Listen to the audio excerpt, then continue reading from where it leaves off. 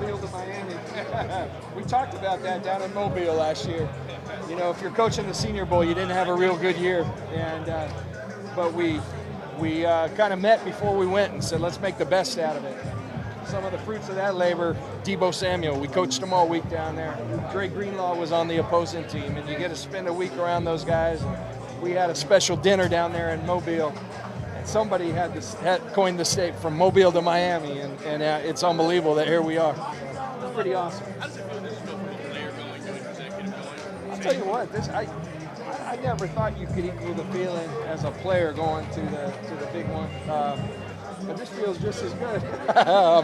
It's much tougher during the game because you can't do anything about it. But I think just the pride I have in these guys, the way they work, the way they believe in themselves, the coaching staff, the way they go to work. And I watch the tireless hours that they put in to try to gain us advantage each week, and they do. And this is awesome. It really is. And, you know, I remember my wife not being too happy when I decided to do this because I really did have a nice job. And, you know, at some point Troy Aikman was going to leave and I was going to be the lead guy, but something was pulling at me to compete and to be a part of a team. And just as much as the wins, the adversity, the losses, you can't replicate it. And it's awesome. It's really fun. It's really fun. Hey folks, do a couple more. What did it take to get to this point and keep the motivation high and not lose faith? Well, I think you talk about injuries, a guy like Jimmy. Oftentimes you hear about someone coming off an ACL, and it's not till the second year after that they really are playing good football. I think Jimmy's a kind of, one thing I've learned in my time around this league is the freak athletes tend to heal a little better. He never had a setback in his ACL.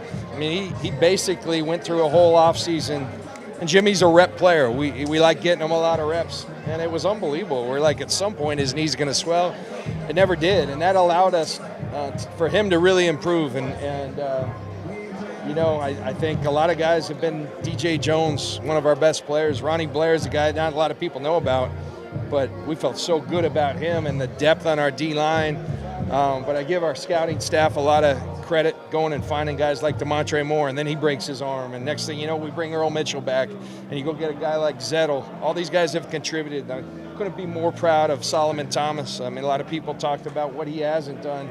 He's been an integral part of these playoffs, and us doing what we've done. D Ford had a bad hamstring injury. He kept getting after it, and when we needed him most, he was there. And you see how he kind of unlocks the rest of the D-line.